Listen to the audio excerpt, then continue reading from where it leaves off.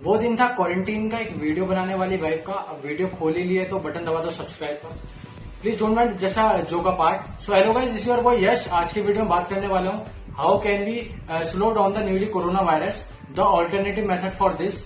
फिर मैं बात करूंगा benefits of lockdown, why are government did lockdown. क्योंकि यार लॉकडाउन में 2 से 2.5 महीने का टाइम हो चुका है लॉकडाउन में, तो काफी लोग इतने फ्रस्ट्रेट हो चुके हैं, वो कुछ के कुछ बोल रहे हैं। यार मैं पहले बता दूं, वीडियो में किसी को मैं ऑफेंड नहीं करना चाहता, मैं किसी का अपमान नहीं करना चाहता, मैं किसी पर्टिकुलर इंडिविजुअल को पॉइंट आउट करूं, ऐसा कुछ नहीं है। नॉर्मल बात करेंगे इसमें, इससे कोरोना से रिलेटेड। कोरोना वायरस के बारे में बात नहीं करें, कोरोना वायरस सबको पता है। इतना 2-3 महीने का लॉकडाउन हो चुका है, तो कोरोना वायरस से सब फेमिलियर हो चुके हैं कि बेसिकली कोरोना वायरस होता क्या है। तो यार अगर मैं उसकी वीडियो में बात करूंगा तो वो इतना बेनिफिशियल है, वेस्ट ऑफ टाइम है, उससे रिलेटेड बात करूंगा। फिर मैं बात करने वाला हूँ why are government did lockdown, benefits of lockdown जैसे मैंने बोला।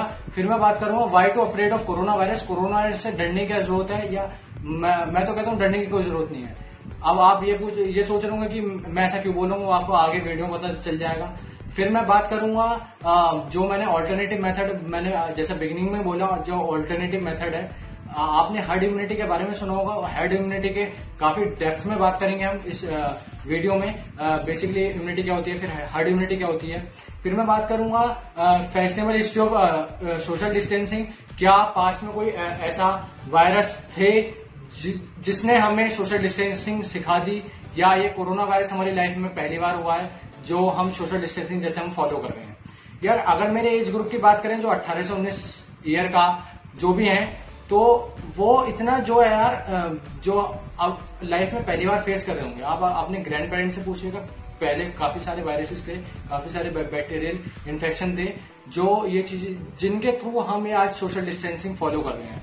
फिर मैं बात करूंगा इंडिया की इतनी डेंस पॉपुलेटेड कंट्री है, इतना डेंस पॉपुलेटेड कंट्री है इंडिया की, इतनी पॉपुलेशन है कि second most populated country in the world है, तो इतना डेथ्स कम क्यों है। अब आप रिसेंटली रिपोर्ट्स के अकॉर्डिंग अगर मैं बात करूं तो इंडिया में 1,31,800 से ज्यादा केसेस कोरोना पॉजिटिव हैं। उसी से साइड बाय साइड अगर मैं बात करूं तो डेथ कितनी है, 3,800 से ज्यादा डेथ हो चुकी हैं, जो कि और कंट्री से कंपैरिजन किया जाए तो, और कंट्री से अगर कंपैरिजन करें तो वो काफी कम है।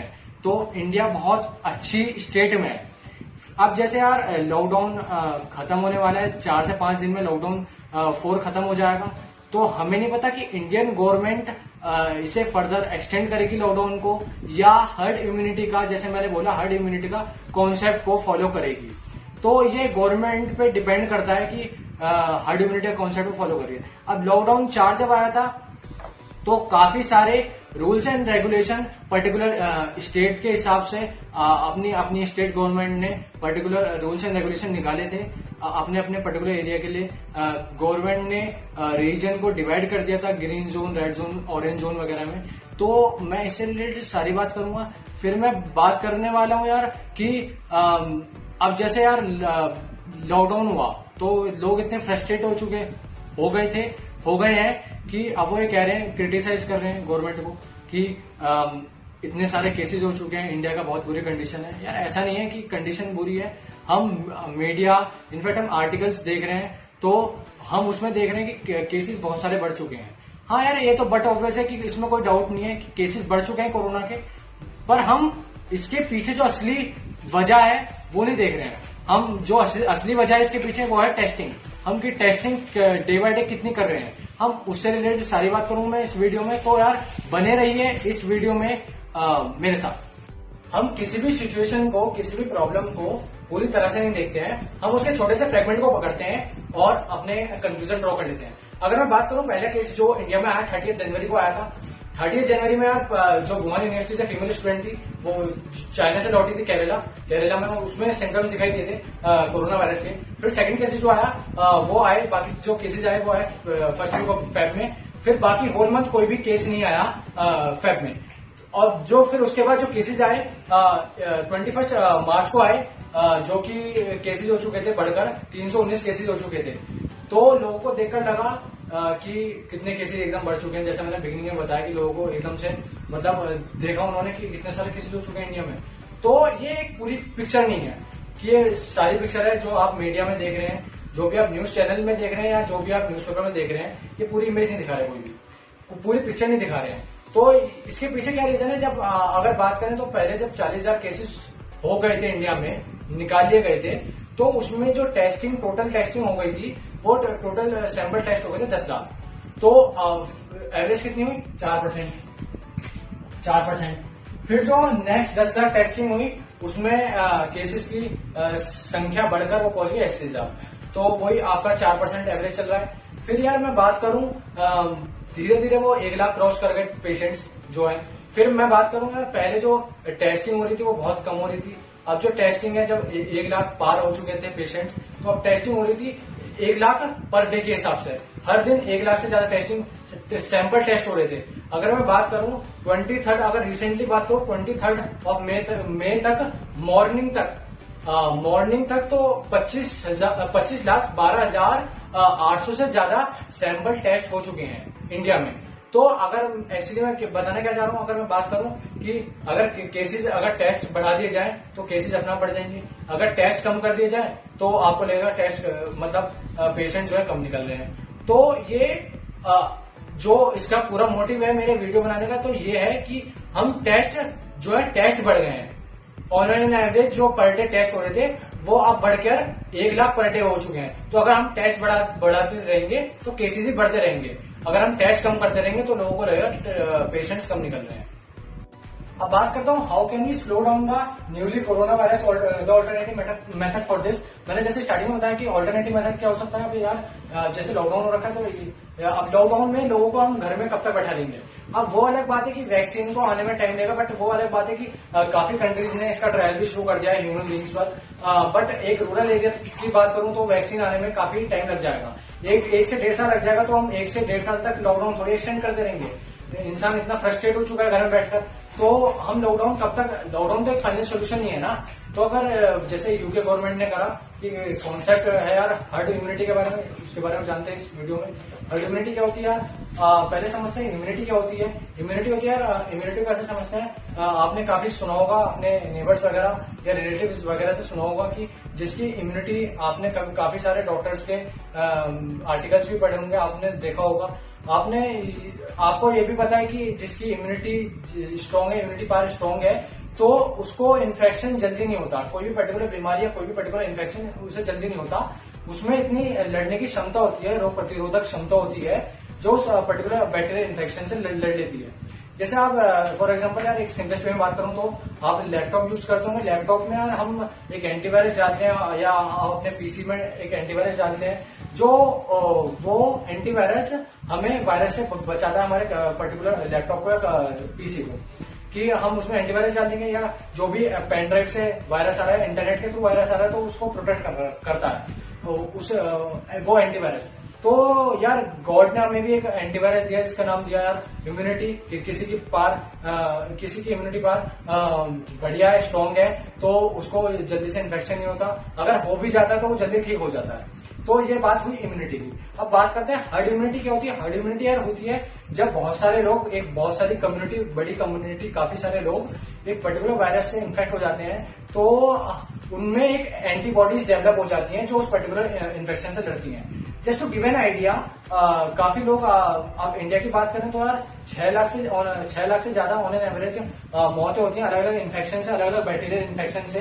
अगर कोरोना से हटकर बात करूं तो अब अगर ये मौतें भी जो हुई हैं कोरोना वायरस में भी, कितनी कम पेशेंट्स हैं, मतलब कितने कम पेशेंट्स हैं और कंट्री से कंपैरिजन करें तो जो ये मौतें हुई ये भी सीनियर सिटीजन की हुई है। सीनियर सिटीजन मतलब जिनकी जो एजेड है काफी, जिनकी 60 साल से उम्र है या उनमें पहले से कोई इन्फेक्शन है, तो उनकी मौतें हुई हैं।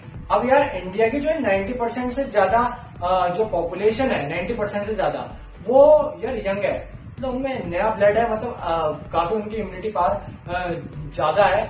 9 से 10% ही जो है इंडिया में वो एजेड है, मतलब सीनियर सिटीजन है। तो ये बहुत बड़ा प्लस पॉइंट है एक इंडिया कंट्री के लिए कि हम अगर हर्ड इम्यूनिटी कॉन्सेप्ट को फॉलो करते हैं तो। और अगर मैं बात करूं तो यार यार मैं बात करता हूँ फैशनेबल इश्यू, सोशल डिस्टेंसिंग।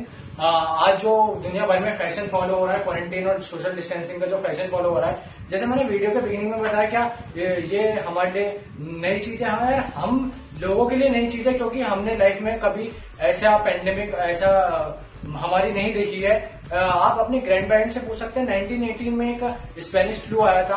आप पूछ सकते हैं अगर आपके ग्रैंड पेरेंट्स हैं तो उसने ये हमें इसकी इंपॉर्टेंस, इसका महत्व वो बताकर गया, वो वाला फ्लू।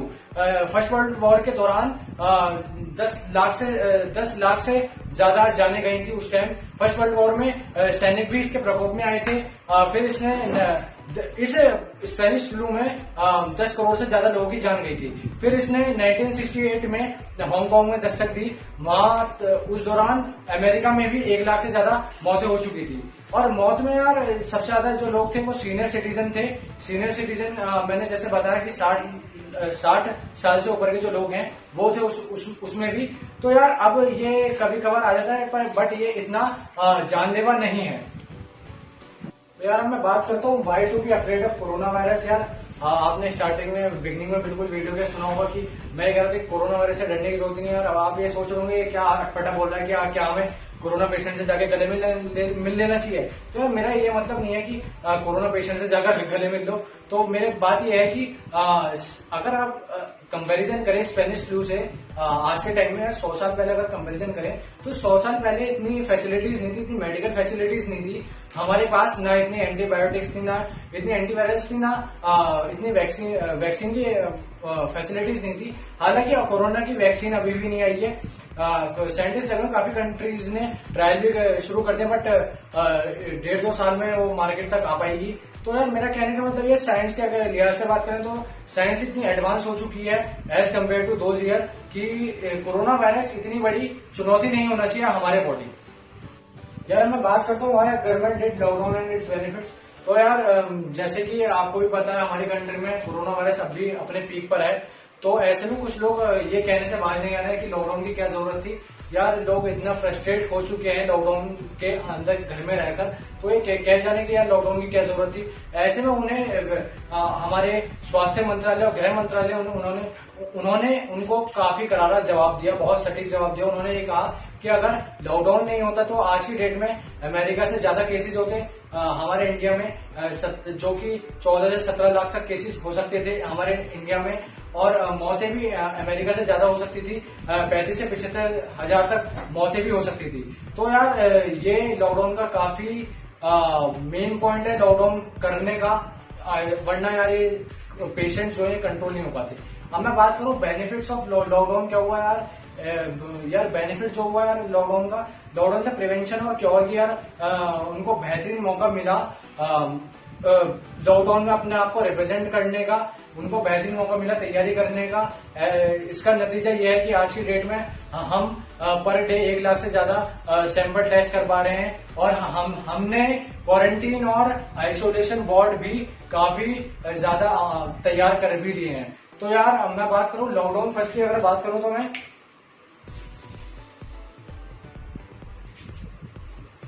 लॉकडाउन फर्स्ट की बात करूं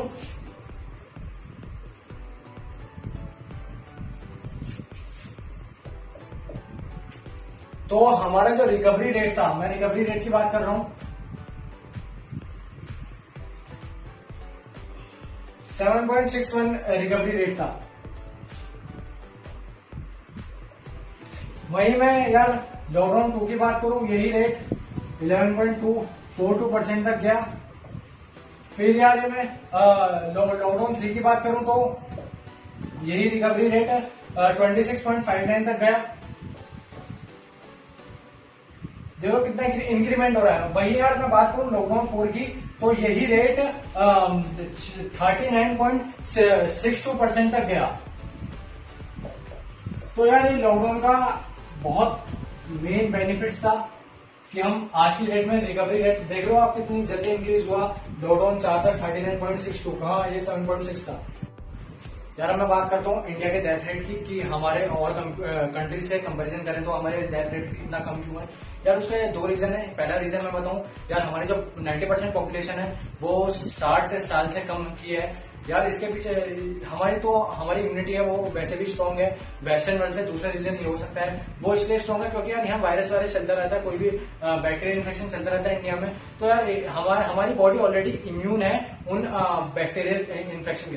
तो यार अब मैं इसका यार कंक्लूजन जो है यार इस वीडियो का, यार मैं इस जो मेरा मोटिव था इस वीडियो से, यार ये कंक्लूजन ये निकलता है कि यार हम यार वैसे तो हार्ड इम्यूनिटी जैसे मैंने वीडियो में डिस्कस किया काफी रिस्की है, हम 80 to 90% को रिस्क में नहीं डाल सकते हैं क्योंकि यार इतनी वेंटिलेटर्स नहीं है, इतनी फैसिलिटीज नहीं है।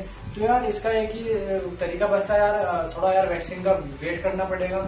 और यार एक तरीका ये बचता है जैसे गवर्नमेंट कहीं ना कहीं इकोनॉमी के बारे में भी सोच रही है कि उसे इकोनॉमी को डाउन नहीं जाने देना है, तो इसलिए थोड़ा थोड़ा उसने डील भी दिया काफी कामों के लिए। तो यार आप देखते हैं लॉकडाउन 4 के बाद क्या होता है, एक्सटेंड होती है चीजें नहीं होती है, हर्ड इम्यूनिटी का कॉन्सेप्ट ये फॉलो करेंगे या नहीं करेंगे। तो यार वो गवर्नमेंट का डिसीजन है, उससे हमें कोई लेना देना नहीं है। यार मेरा मेन मोटिव ये था कि हर्ड इम्यूनिटी समझ में आनी चाहिए यार, जो लोगों की जो थिंकिंग थी जैसे मैंने डिस्कस किया। तो यार इसी के साथ एक कंक्लूजन ये निकलता है कि यार प्रिकॉशंस रखें, थोड़ी सी बाहर कम निकले, जब जरूरत हो जब भी बाहर निकले। तो यार बाकी तो आप समझदार हैं ही। तो यार इसी के साथ यार मैं वीडियो को समाप्त करना चाहता हूँ। आप लाइक करें, शेयर करें, कमेंट करें और यार सब्सक्राइब जरूर कर दें मेरे चैनल को। यार बेल आइकन भी जरूर दबा दें क्योंकि यार उससे पता चलता रहेगा जो भी मेरी वीडियोस आती रहेंगी, आपको नोटिफिकेशन के थ्रू पता चलता रहेगा। इसी के साथ यार मैं वीडियो को समाप्त करता हूँ। सी या, हैव अ गुड डे।